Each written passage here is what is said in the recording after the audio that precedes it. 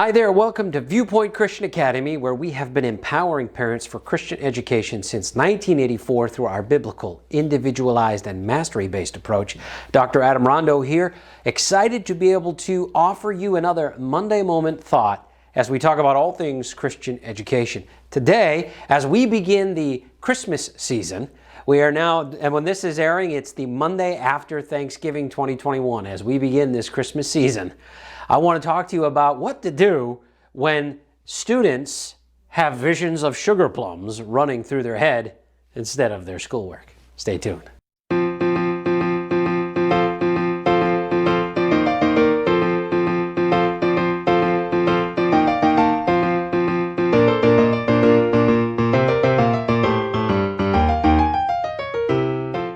So, in 22 years of working with students, I have come to realize that that time period between Thanksgiving and Christmas is really not the funnest time to try to get students to do their work. For some reason, once Thanksgiving vacation comes and then the students come back and there's this short window of, just a few weeks, you're looking at only about 3 weeks before Christmas vacation gets started, something happens in the mind of the child and they start to transition and to think about all of the exciting things that are coming, right? They're going to have family and friends and presents and all of these different things, and they just don't want to think about their schoolwork. They want to think about all of this excitement and everything that's coming. It's as the old poem, The Night Before Christmas says, and it talks about how the children were all nestled and snuggled in their beds and visions of sugar plums were dancing in their heads. Now, I don't think that kids these days think much about sugar plums, but the idea is that they're really just spending their time thinking about all the sweet and fun and cool things that are coming, and they're really not as excited and exuberant about getting that work done that's in front of them. But what do you do when you've got this 3-week period of time when the students are beginning to transition in their minds? They've got decorations here and there. There are lights going on and off everywhere. How do you keep them on track and help those 3 weeks, that time period, those 21 or so days when they have to still do some assignments? How do you keep them on track during that time? Well, I want to give you 2 tips, and we're going to go quick today, all right? 2 tips to help you when the visions of sugar plums are dancing in their heads and they are not concerned or worried about their schoolwork. Here's 2 things to remember. And it goes back to our training. When you did the initial Viewpoint training program, we talked about 2 really key things that you can do. 1 is hold the students accountable, and 2, provide motivation for them. And I want to really just harken back to those 2 things and talk about how you can maybe adapt your approach during this time to help the students stay focused and help the students stay attentive and accomplish what they need to accomplish. Number 1, accountability. We talked about the importance of accountability. We're always emphasizing the fact that students must be accountable to someone for the work that they do. They must have not just some teacher off someplace online or something. They have to have a presence, mom and dad. Now again, we talked about it's not parental involvement that they need, it's parental leadership. And a good leader will hold those that are under their charge accountable to complete the tasks that they need to do. So mom and dad, you can continue to help hold them accountable, but during this time frame, it might be important to shorten the window between accountability checkpoints. Well, what do I mean by that? Well, if your custom is to check the child's work at the end of every day, say, oh, how are we doing? What's going on here? Or maybe your custom is to check on them at lunchtime, or whatever your custom is, it should be to check on them at every subject. So during this time frame, check on them after they complete every subject. That should be happening. But whatever your accountability window is, shorten it. Check on them more frequently and more regularly. This is going to do 2 things for them. 1, it's going to give them a reminder that, oh, I still have to do my work, and it'll help bring them out of that daydreaming zone, that visions of sugar plums dancing in their head time, and help them get back to the reality of what's before them. So it's going to do that for them, and it's going to help you stay more focused upon helping them, because let's face it, you've also got visions of parties and presents to wrap, etc. So not only are they distracted, but you are also distracted, aren't you?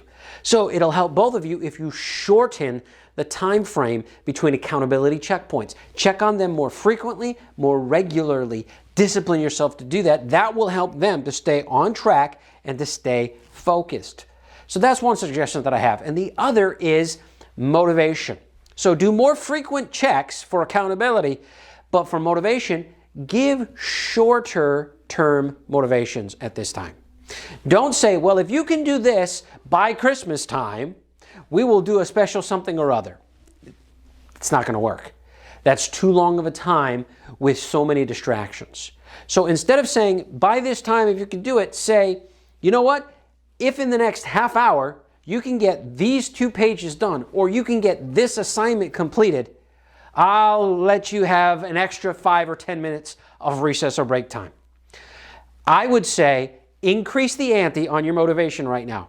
Make your breaks better. Make your rewards more significant for shorter and smaller things. Don't make big goals. Make small goals to help motivate them to achieve little things and up the ante just a little bit. Because right now, maybe you have shorter days, right? Because you're going to have parties and cooking and all these different extracurricular activities that are going on. Start early and try to say, look, we got to get this done quick so we can do all these other fun things today.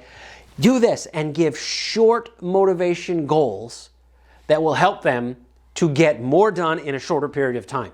Why am I saying this? Because during the day, typically the best hours are before lunch.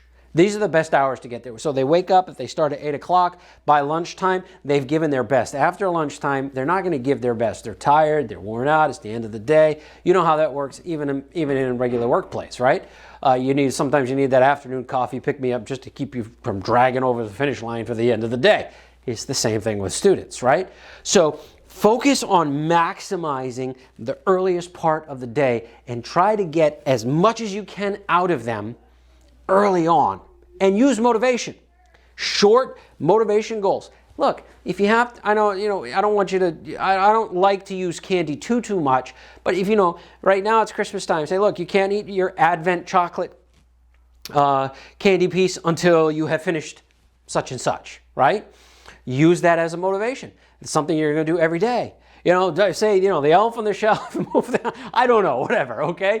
But move the elf on the shelf, put it right. If that works, take it, go with it, right? I don't know. But use small, short motivations during this time to help pull the most out of them as early as you can in the day for these next few weeks. It's a challenge, but stick with it. If you're looking for some ideas, if you need some help, if you like some suggestions, don't hesitate to reach out to us. We would love to talk over some ideas to help motivate and to help your child to accomplish the things that they need to accomplish. One last thing before I let you go. Again, just a quick recap. Accountability, motivation, more frequent accountability checkpoints, and shorter, higher ante motivations. That's my suggestion to help you get through these next few weeks of the visions of sugar plums dancing in their heads. One last thing before I go, and that is that if you love to listen to Christmas music like I do and our house does, I want to suggest to you that if you live in the southern Worcester County region of Massachusetts, tune into 90.1 FM. The Q is a Christian radio station, and they play 24/7 Christian Christmas music from now until the end of Christmas. If you don't live in that area, you can still listen to them. They offer great music, and I really recommend them on the TuneIn app. Again, just Q90.1 FM, or you can go right to their website, the Q901 theQ901.com, and listen to some of their great music right online. So anyways, I hope that's a helpful tip to you, and I hope you have a great, great day. God bless you.